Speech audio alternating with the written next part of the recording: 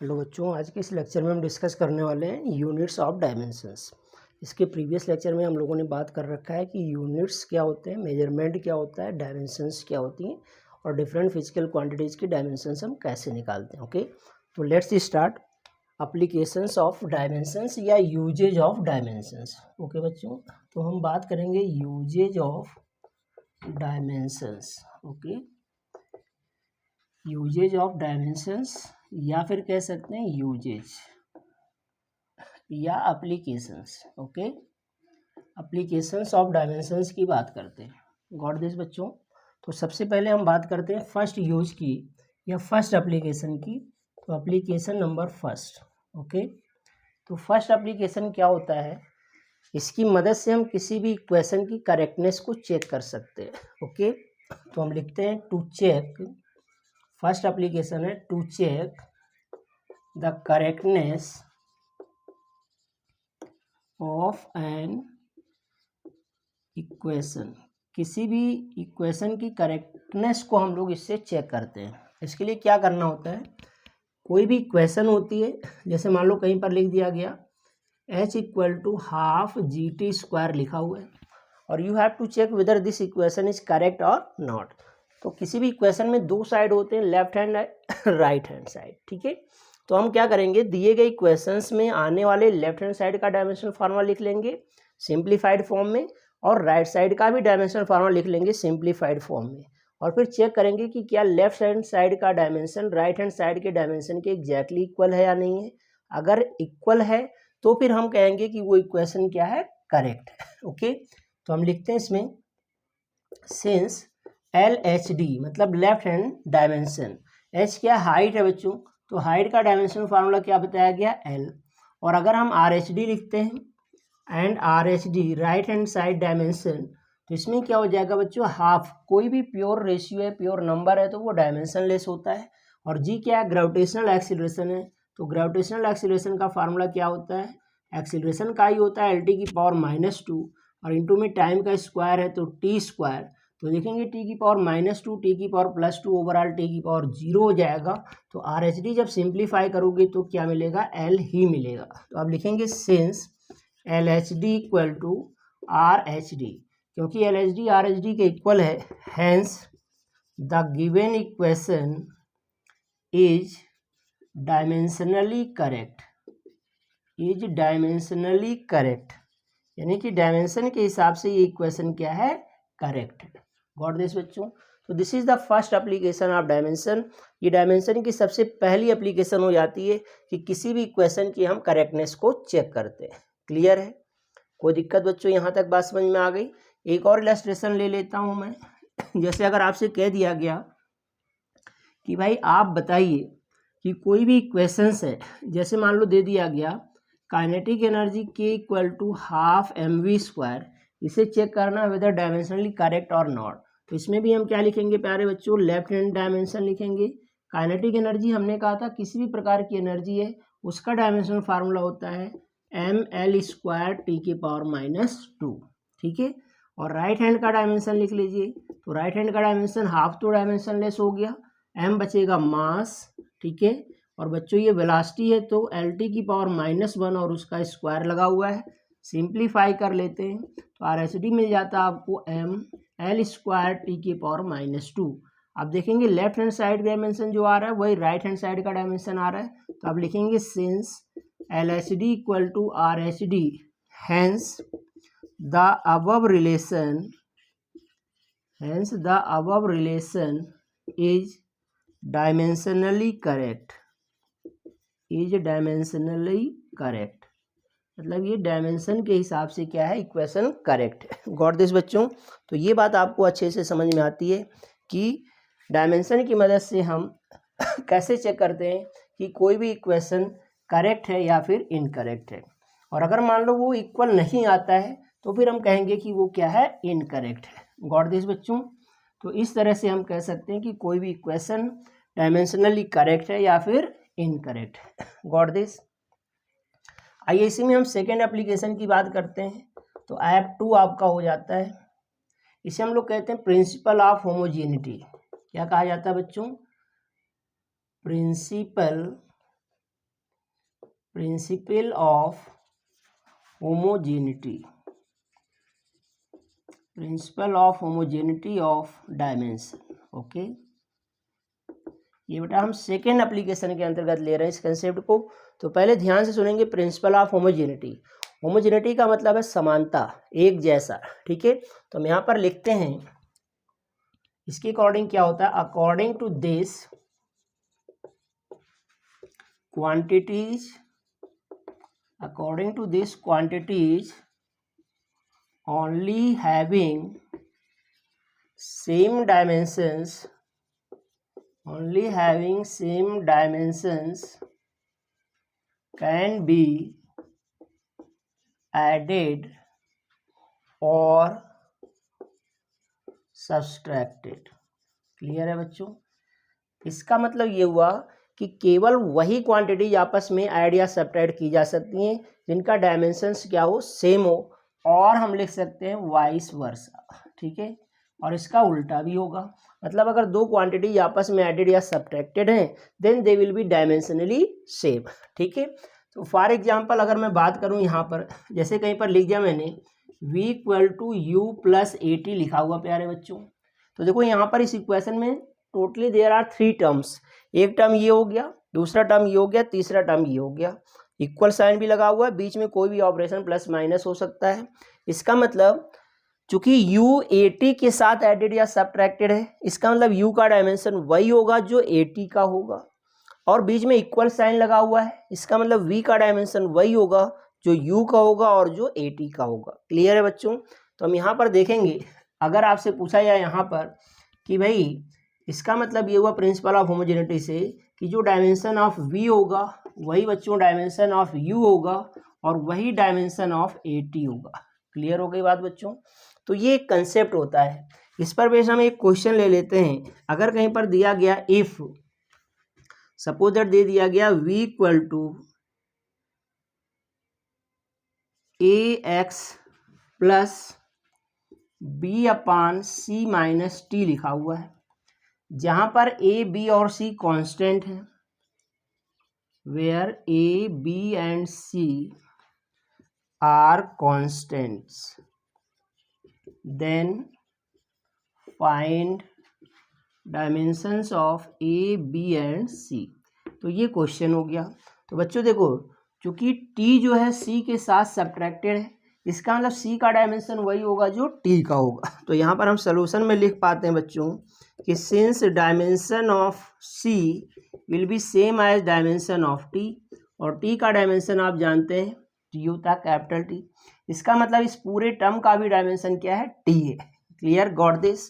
अब हम क्या लिख पाएंगे, सिंस डायमेंशन ऑफ, ये लिख पाओगे बच्चों b upon c minus t equal to dimension of v velocity.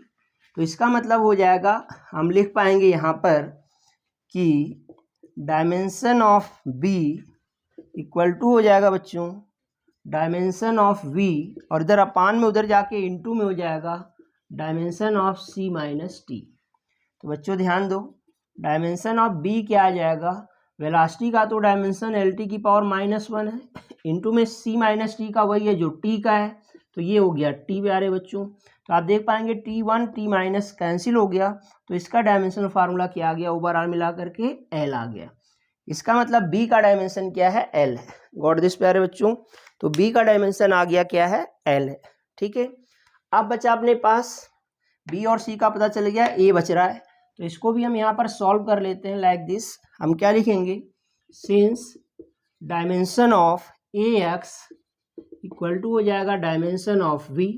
तो बच्चों डायमेंशन ऑफ a क्या हो जाएगा, देखो a और x के बीच में इंटू का साइन उधर जाकर के अपान का हो गया, तो dimension of v upon dimension of क्या हो जाएगा, x। ठीक है बच्चों, अब यहाँ पर एक चीज़ और ध्यान देना है, a b c कांस्टेंट है और x मान लो दे रखा है कि लेंथ है, x क्या है, लेंथ है, ठीक है। तो ऐसी कंडीशन में बच्चों हम लिख पाएंगे dimension of a equal to dimension of v क्या हो गया, lt की पावर -1 हो गया, और x लेंथ है तो l हो गया। तो ऐसी कंडीशन में आप देख पाएंगे डायमेंशन ऑफ a क्या हो जाएगा बच्चों, ये हो जाएगा सीधा t की power -1। So this is the answer and this is the application of this concept that is principle of homogeneity of dimension. तो principle of homogeneity of dimension का ये क्या आ जाता है, इलस्ट्रेशन आ जाता है। गॉट दिस प्यारे बच्चों। तो ये हो जाता है आपका सेकेंड एप्लीकेशन। क्लियर है, बहुत ही इंपॉर्टेंट है, इस पर बेस्ड क्वेश्चंस पूछे भी जाते हैं, तो इसको बहुत अच्छे से ध्यान में रखेंगे। क्लियर हो गई बात बच्चों। चलिए नेक्स्ट एप्लीकेशन की बात करते हैं। थर्ड एप्लीकेशन बच्चों, now we are going to discuss about third application of dimension. Clear है, तो आइए बात करते हैं थर्ड एप्लीकेशन। थर्ड एप्लीकेशन क्या है बच्चों, ध्यान देंगे, टू चेंज या to convert unit of a quantity. Okay, किसी क्वांटिटी का हम यूनिट चेंज करने में भी डायमेंशन का इस्तेमाल करते हैं। तो आइए देखते हैं कैसे हम डायमेंशन की मदद से किसी क्वांटिटी का यूनिट चेंज कर सकते हैं। क्लियर है बच्चों। तो इसके लिए क्या होता है, आपको कंसेप्ट ध्यान रखना, मैंने बताया था कि n u equal to constant बताया था मैंने मेजरमेंट में। ओके बच्चों, इसका मतलब N1 U1 इक्वल टू होता है N2 U2। ठीक है, तो इसमें इसका यूज किया जाता है। N1 क्या है बच्चों, पहले यूनिट सिस्टम में क्वांटिटी की न्यूमेरिकल वैल्यू है, और N2 क्या है, दूसरे यूनिट सिस्टम में क्वांटिटी की न्यूमेरिकल वैल्यू है। Got this. तो एक एग्जाम्पल के माध्यम से समझने की कोशिश करते हैं। हम लिखते हैं कि चेंज 1 न्यूटन इनटू डाइन। आपसे कह दिया गया कि 1 न्यूटन फोर्स को किस में चेंज करो, डाइन में चेंज करो। तो बच्चों आपको ये ध्यान देना है कि ये जो न्यूटन होता है ना, ये MKS सिस्टम में फोर्स की क्या है, यूनिट है, और ये जो डाइन है ना, ये CGS सिस्टम में फोर्स की यूनिट होती है। ये ऐसे भी कह सकता था क्वेश्चन कि change the MKS system of force into CGS system. ठीक है, तो कैसे करते हैं बच्चों, ध्यान देना है। यहाँ पर आपको सॉल्यूशन में कैसे करोगे, ध्यान देना है। ये जो क्वांटिटी है पहचानना पड़ेगा क्वेश्चन के माध्यम से, ये क्या है, फोर्स है, तो हमें फोर्स का डायमेंशनल फार्मूला लिख लेना होता है। तो since dimensional formula of force क्या होता है बच्चों, MLT की पावर -2। ये फोर्स का डायमेंशनल फार्मूला याद होना चाहिए। अब हम ये रिलेशन लगाएंगे, since N1 U1 equal to क्या होता है बच्चों, N2 U2। ठीक है, तो पहले यूनिट सिस्टम में N1 तो कितना हो गया, 1 हो गया हमारा।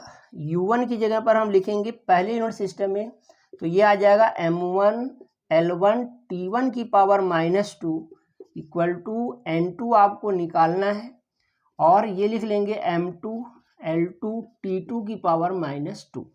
तो देखो बच्चों N2 क्या आ जाएगा, N2 आ जाएगा 1, और ऊपर है M1 L1 T1 की पावर -2, और ये इधर जाएगा तो अपान में हो जाएगा, क्या हो जाएगा, M2 L2 T2 की पावर -2।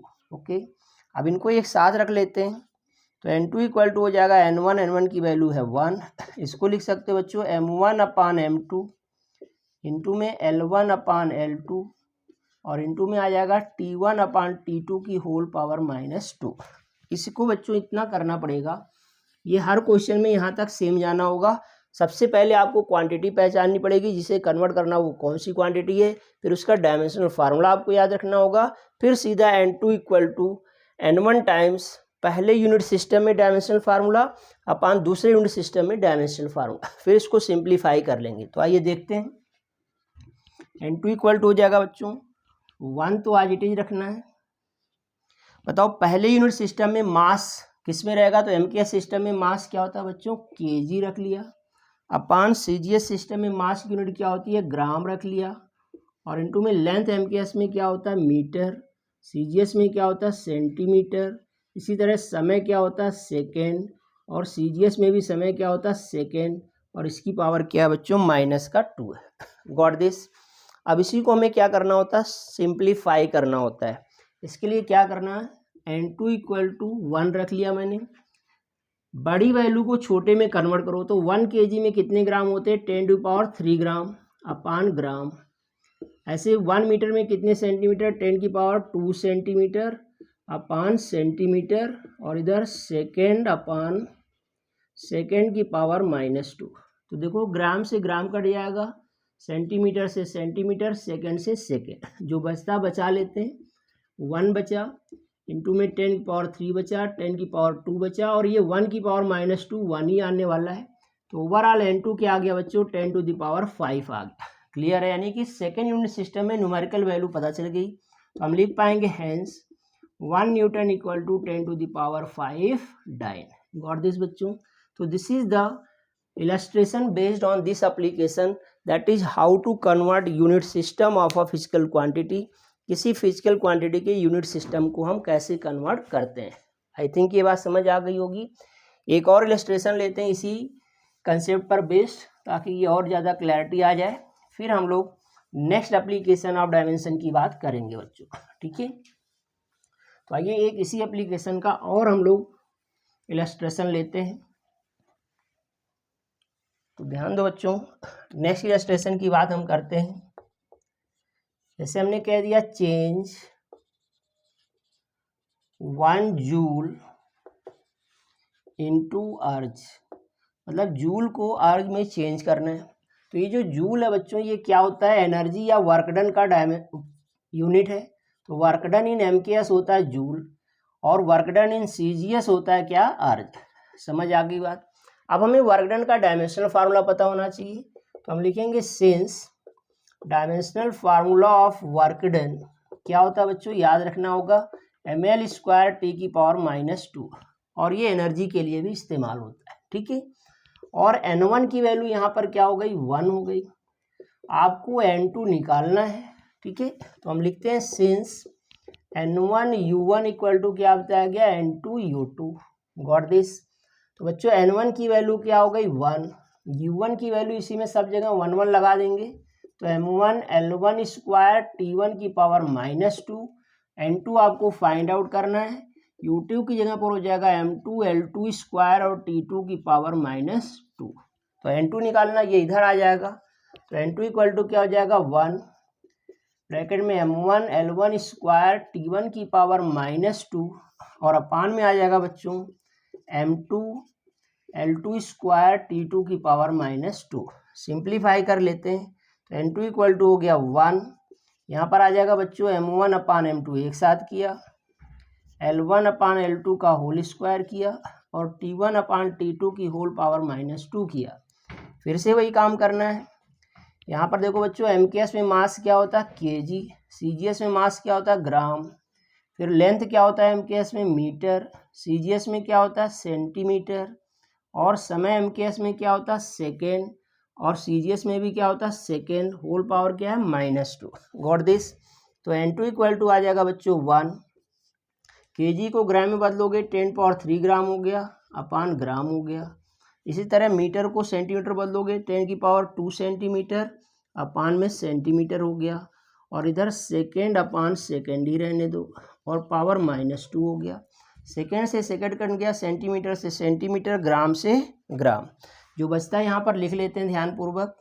तो देखो बच्चों क्या बच जाएगा, N2 इक्वल टू मिलेगा 10 पावर 3 2, और यहाँ पर स्क्वायर भी देखो चल रहा था, गलती नहीं करना है। तो 10 पावर 2 का स्क्वायर 10 की पावर 4 हो गया। तो 10 की पावर 3 इंटू 10 की पावर 4 इंटू 1 की पावर समथिंग हो तो 1 ही आना है।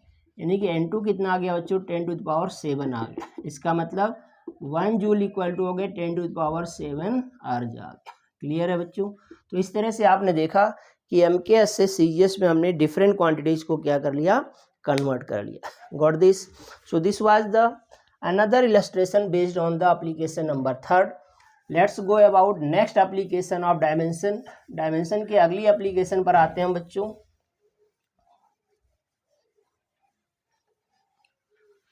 तो नेक्स्ट एप्लीकेशन हमारा है to derive a relation between 2 और more than 2 physical quantity. Okay बच्चों। तो नेक्स्ट एप्लीकेशन नंबर 4th की बात करते हैं हम। इसमें हम करते हैं to derive a formula. To derive a formula, हम एक फार्मूला डेराइव करते हैं इसकी मदद से। इसमें हम क्या करते हैं बच्चों, क्वेश्चन के माध्यम से हमें बताया जाएगा कि कोई भी एक फिजिकल क्वांटिटी कुछ अदर 2 या 2 से अधिक फिजिकल क्वांटिटीज पर डिपेंड कर रही होगी। तो कहेगा उसके लिए एक फार्मूला डिड्यूस करिए, एक्सप्रेशन डेराइव करिए। Got this. तो आइए क्वेश्चन के माध्यम से इसे समझते हैं। जैसे आपसे कह दिया गया बच्चों, the centripetal force acting on a body in UCM bracket में capital F depends upon its mass m, speed v and radius of path r, then derive a formula for force F। ये question है। तो इसमें देखो क्या बताया गया है, इसके माध्यम से ये बताया गया कि फोर्स जो है मास, स्पीड और रेडियस, ठीक है, इन 3 बातों पर डिपेंड कर रही है। तो फोर्स के लिए एक्सप्रेशन डराइव करना है। तो इसके लिए हम क्या करते हैं बच्चों, ध्यान से समझेंगे। इसमें हम लेट कर लेते हैं कि जो फोर्स है वो मास की a पावर पर डिपेंड कर रही है, यही फोर्स जो है स्पीड की b पावर पर डिपेंड कर रही है, और यही फोर्स जो है डिस्टेंस r की c पावर पर डिपेंड कर रही है। क्लियर है? फिर इन सबको एक साथ क्लब कर देते हैं। तो what we get, f proportional to m की पावर a, v की पावर b, r की पावर c। प्रोपोर्शनलिटी हटाते हैं, इक्वलिटी के साथ एक कांस्टेंट स्मॉल k ले लिया, तो k m की पावर a, v की पावर b, r की पावर c क्वेश्चन नंबर 1 बना लेते हैं। यहाँ तक का काम इस तरह के हर क्वेश्चन में सेम करना है। ठीक है प्यारे बच्चों, आपको बताया जाएगा जो क्वांटिटी जिन जिन अदर क्वांटिटीज पर डिपेंड करेगी उनकी कुछ अननोन पावर्स लगा के हम इस तरह से एक इक्वेशन फॉर्म कर लेते हैं, बना लेते हैं। What to do after this, अब इसके बाद क्या करना होता है, इसके बाद इस इक्वेशन 1 में आने वाली लेफ्ट साइड और राइट हैंड साइड के सभी फिजिकल क्वांटिटीज का डायमेंशनल फार्मूला लिख लेते हैं, सिंप्लीफाई कर लेते हैं, और फिर दोनों तरफ की पावर्स को कंपेयर करके अननोन्स की वैल्यू निकाल करके फिर से इक्वेशन 1 में रखते हैं। तो आइए लिखते हैं। तो हम लिखते हैं writing dimensional formula of both sides, दोनों तरफ का डायमेंशनल फार्मूला लिखते हैं। तो देखो बच्चों, ये फोर्स है, क्या है, ये फोर्स है। तो फोर्स का डायमेंशनल फार्मूला अभी बताया, ml t की पावर -2 होता है। k कांस्टेंट है, डायमेंशनलेस है, इसे छोड़ देंगे। तो m मास है, मास m की पावर a हो गया। फिर आप देखेंगे v स्पीड है, तो स्पीड होता है lt की पावर -1, इसकी पावर b लगा हुआ है तो b लिख लेंगे, और r डिस्टेंस है, एक प्रकार से रेडियस लेंथ है, तो l की पावर क्या लिख लेंगे, c लिख लेंगे। गॉट दिस बच्चों। अब क्या करना है, इसको थोड़ा सिंप्लीफाई कर लेते हैं। तो देखो ये ml t की पावर -2 है, इक्वल टू, यहाँ पर देखो m की पावर a है और कहीं m है नहीं तो छोड़ देंगे। फिर देखो l की पावर यहाँ पर b है और इंटू में l की पावर c है, तो l की पावर b प्लस c आ जाएगा, और इंटू में आप देखेंगे t है, t की पावर -1 की पावर b है, तो t की पावर -b हो जाएगा। अब इधर भी ml t का टर्म है, इधर भी ml t का टर्म है, तो कंपेयर कर लेते हैं। तो हम यहाँ पर लिखते हैं नाउ कंपेयरिंग बोथ साइड्स। अब हम दोनों तरफ कंपेयर कर लेते हैं। तो यहाँ देखो m की पावर कुछ नहीं लिखा, मतलब 1 है, और यहाँ m की पावर a है, इसका मतलब a इक्वल टू क्या मिल गया, 1। फिर देखो यहाँ l की पावर b प्लस c है, यहाँ 1 है, इसका मतलब b plus c equal to क्या आ गया, 1। फिर देखो t की पावर -b है, t की पावर -2 है, तो -b इक्वल टू -2, इसका मतलब b इक्वल टू क्या आ गया, 2। b की ये वैल्यू यहाँ रख दो, तो 2 प्लस c इक्वल टू 1, यानी c equal to -1/2, sorry c equal to आ जाएगा बच्चों, उधर जाएगा तो -2, तो -1 बचेगा। Got this. अब हमें a पता चल गया, b पता चल गया, c पता चल गया। ये जो नोन वैल्यूज आ गई, अब इनको उठा के इक्वेशन 1 में रख दो। तो हम लिखते हैं now putting these values in equation 1 में रख दो। तो देखो क्या मिलेगा, f इक्वल टू मिलेगा k, m की पावर a मतलब 1, फिर v की पावर b मतलब 2, और r की पावर c मतलब -1। इसको थोड़ा और सिंप्लीफाई करते हैं, तो f इक्वल टू आ गया k mv² अपान में r। ये रिजल्ट हो गया। लेकिन हर क्वेश्चन में ये जो डायमेंशनल प्रोपोर्शनलिटी कांस्टेंट के है ना, इसकी वैल्यू अलग अलग होती है। सिंस यहाँ पर प्रैक्टिकली के इक्वल टू होता है बच्चों 1, तो ऐसे में इस फोर्स का फार्मूला आ गया F equal to mv²/r। Means ये सेंट्रीपिटल फोर्स का एक्सप्रेशन डराइव हो जाता है with the help of dimension. So this is very important application of dimension. तो डायमेंशन के टोटल हमने यहाँ पर 4 एप्लीकेशंस बताए आपको। पहली है to check the correctness of an equation. किसी इक्वेशन में जितने भी क्वांटिटीज आ रही हैं, जितने भी टर्म आ रहे हैं, लेफ्ट हैंड साइड का डायमेंशन लिख लेंगे, राइट हैंड साइड का डायमेंशन लिख लेंगे। अगर दोनों साइड की डायमेंशन सेम है then the equation is dimensionally correct. अगर सेम नहीं है इट इज डायमेंशनली इनकरेक्ट। ठीक है। फिर हमने बताया principal of homogeneity of dimension. इसके अकॉर्डिंग बताया गया जब भी कभी 2 या 2 से अधिक फिजिकल क्वांटिटीज आपस में एडेड या सब्ट्रैक्टेड है, इसका मतलब उनकी डायमेंशंस क्या हैं, सेम है। ठीक है। तो हम इस कंसेप्ट से भी हमने क्वेश्चंस करना सीख लिया। फिर थर्ड प्रॉपर्टी मैंने बताया how to convert unit system of a physical quantity. किसी फिजिकल क्वांटिटी का हम यूनिट सिस्टम कैसे कन्वर्ट करते हैं। इसके लिए आपको मैंने बताया N1 U1 equal to N2 U2 को कॉन्सेप्ट लेकर चलते हैं। दिए गए क्वेश्चन के माध्यम से हम सबसे पहले क्वांटिटी को रिकॉग्नाइज करते, पहचानते कौन सी क्वांटिटी है, फिर उसका डायमेंशनल फार्मूला लिख लेते हैं। फिर U1 की जगह उन वैल्यूज में ML T की जगह M1 L1 T1 लगा देंगे। फिर U2 की जगह M2 L2 T2 लगा करके और उस equation N1 U1 equal to N2 U2 में रख करके N2 की वैल्यू फाइंड आउट करते हैं और फिर वही रिजल्ट आपका हो जाता है। Got this. और सबसे इंपॉर्टेंट और लास्ट प्रॉपर्टी मैंने पढ़ा कि how to derive a formula. कैसे हम फार्मूला डिराइव करते हैं। तो इसमें क्वेश्चन के माध्यम से आपको ये पता चलेगा कि कोई भी एक फिजिकल क्वांटिटी कुछ अदर फिजिकल क्वांटिटीज पर डिपेंड कर रही होगी, तो जिन जिन फिजिकल क्वांटिटीज पर डिपेंड कर रही होगी उसकी कुछ पावर्स लगाकर हम लेट कर लेंगे, फिर एक साथ उन्हें मिला करके एक इक्वेशन बना लेते हैं। उस इक्वेशन में आने वाले लेफ्ट साइड और राइट साइड डिफरेंट क्वांटिटीज के डायमेंशनल फार्मूला लिख करके उन्हें हम सिंप्लीफाइड फॉर्म में गेन करते हैं। फर्दर दोनों तरफ कंपैरिजन करते हैं, अननोन्स ABC या XYZ या PQRS सभी की वैल्यू कैलकुलेट करते हैं। फर्दर उसी इक्वेशन 1 में हम रख देते हैं।